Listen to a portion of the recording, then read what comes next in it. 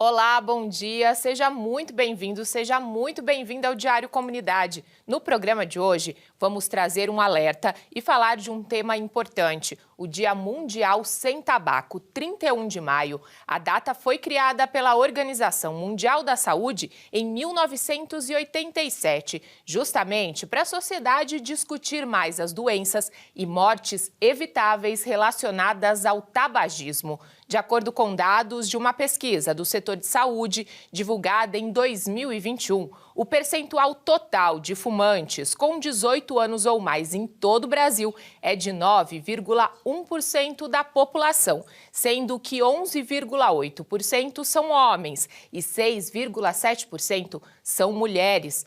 Outro dado que chama a atenção é que pesquisas realizadas no Brasil por instituições de referência indicam que o uso de tabaco ocupa o segundo lugar no ranking de drogas mais experimentadas no país. E a idade média de experimentação entre os jovens brasileiros é de 16 anos de idade, tanto para meninos quanto para as meninas.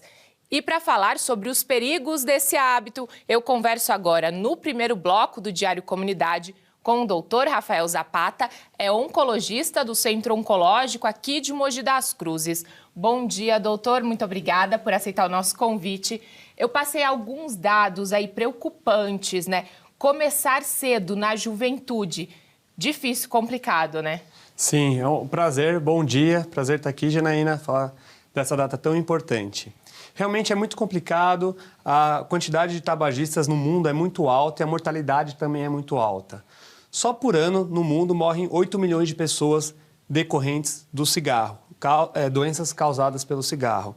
No Brasil, mais de 400 pessoas por dia. Por isso a importância dessa data, por isso a conscientização para a população. E no caso de começar na juventude, quanto mais cedo começar, mais perigo para a saúde, é isso? Com certeza, porque ao longo do tempo, existem substâncias como a nicotina que ao longo do tempo vão causar vícios e a pessoa não consegue largar. Então fica mais adoecida mais cedo. E aí se fuma mais tempo, o problema é maior, né? O problema maior causa doenças cardiovasculares como infarto, derrame e o tão temido câncer. Vamos falar um pouco então dos tipos de câncer mais comuns que são causados pelo tabagismo. Certo. Existem vários tipos de cânceres causados pelo tabagismo. Entre as 10 causas mais comuns no homem e na mulher, por volta de 7 ou 8 tem fator de risco como o cigarro. De longe, o mais comum é o câncer de pulmão, que também a mortalidade é a maior. Além do câncer de pulmão, o câncer de cavidade oral, laringe, esôfago, rim, bexiga. Então, nem sempre são cânceres só relacionados ao pulmão, mas existem vários outros cânceres que podem ser relacionados. Pâncreas, estômago também são as causas, fatores de risco para desenvolvimento. E no caso dos tratamentos, né, doutora? A gente sabe que evolui bastante com o tempo, mas o tratamento é de acordo com o tipo de câncer, também varia de acordo com o paciente. Exatamente, varia muito de caso a caso para cada órgão e se está mais avançado ou não. Vai desde cirurgia, quimioterapia, radioterapia ou imunoterapia, que é um dos novos tratamentos que existem, por exemplo, para câncer de pulmão. Hoje a gente tem disponibilidade aqui na região, no Centro Oncológico Mogi das Cruzes, todos esses tipos de tratamentos e a gente vê caso a caso, se é avançado, se é inicial e de acordo com o tipo de órgão.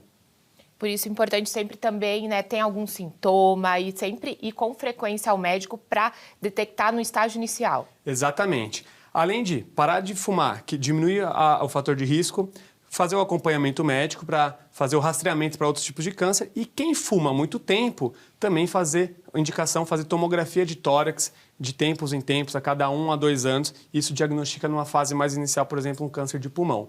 Mas isso não quer dizer que é preventivo, é para um diagnóstico mais inicial. Doutora, a gente já falou bastante, né, de câncer de pulmão recentemente por conta da doença da cantora Rita Lee, né? O tabagismo, como você já falou, é causa das doenças, mas tem pessoas que não fumam e também podem ter câncer de pulmão? Exatamente, acontece. Apesar de quem fuma aumenta a chance de desenvolver o câncer de pulmão em 40 vezes, perto de quem não fuma, 20% dos casos são relacionados a quem não fuma. 80% tem relacionado com cigarro, mas 20% não. Muitas vezes é um histórico familiar importante, tem muito histórico na família e muitas vezes mutações genéticas. O tratamento pode até diferenciar um pouquinho se tiver alguma mutação específica, tratamento medicamentoso. Além do tabaco, a gente vê surgindo aí outros tipos de fumo, né? O narguilé, o cigarro eletrônico, também são muito prejudiciais? Sim, são muito prejudiciais e isso é um mito falar que eles não são prejudiciais. Eles têm uma quantidade, uma concentração maior até que o próprio cigarro, que já é muito ruim, e os estudos têm mostrado que causam muitos malefícios, inclusive não relacionados só a câncer, que afetam o pulmão, e alguns estudos mostram que as pessoas ficam com câncer de uma forma mais precoce, com anos de antecedência para quem, por exemplo, em relação ao cigarro comum, que já é ruim também. Então é muito nocivo, tanto o cigarro eletrônico quanto o narguilé. E a gente vê que tem aumentado muito, né? É sempre bom deixar esse alerta para o jovem. Às vezes ele acha que é só ali no final de semana ou uma vez ou outra, traz prejuízo. Traz prejuízo. Como a gente viu, como você falou muito bem, começa de uma forma muito cedo. E como tem a nicotina que causa vício, muitas vezes é num momento de recreação, mas isso acaba virando um vício ao longo da vida. E a pessoa não tem dificuldade de largar o cigarro e causa muitas doenças, além de oncológicas, cardiovasculares, com todo o organismo, perde a disposição da pessoa, mexe com todo o corpo dessa pessoa.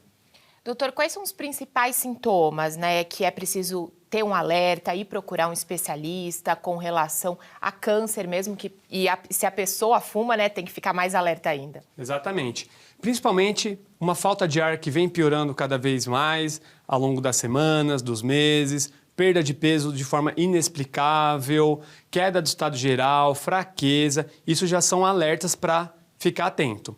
Agora, os outros tipos de câncer dependem muito de cada órgão. Por exemplo, um câncer de bexiga que está relacionado ao cigarro, um sangramento na urina sem uma causa específica, falta de ar com tosse, com catarro, pode estar relacionado à questão do pulmão, né? Varia de acordo com cada órgão. A relação, por exemplo, do estômago, que tem relação com cigarro também, muitas vezes perda de peso, dificuldade para alimentação. Então, mudou o corpo. Ao longo das semanas, procura um médico. E é bom a gente sempre falar, quem quer parar de fumar, mas não consegue, também precisa procurar um médico. Exatamente, tem que procurar um médico, porque é muito importante. A pessoa tem que parar de fumar, ela tem que ter essa consciência. Não adianta só tomar um remédio e achar que vai resolver. Ela tem que ter a consciência e procurar especialista. Seja, de repente, uma ansiedade, procurar um psiquiatra para tentar controlar, ou um suporte psicológico, que muitas vezes está ligado com o cigarro, ou um pneumologista, por exemplo. E então, em hipótese alguma, nunca fumar, porque além de prejudicar a própria saúde, prejudica a saúde do próximo. Exatamente. Prejudica a saúde do próximo, de quem você ama, das pessoas ao redor.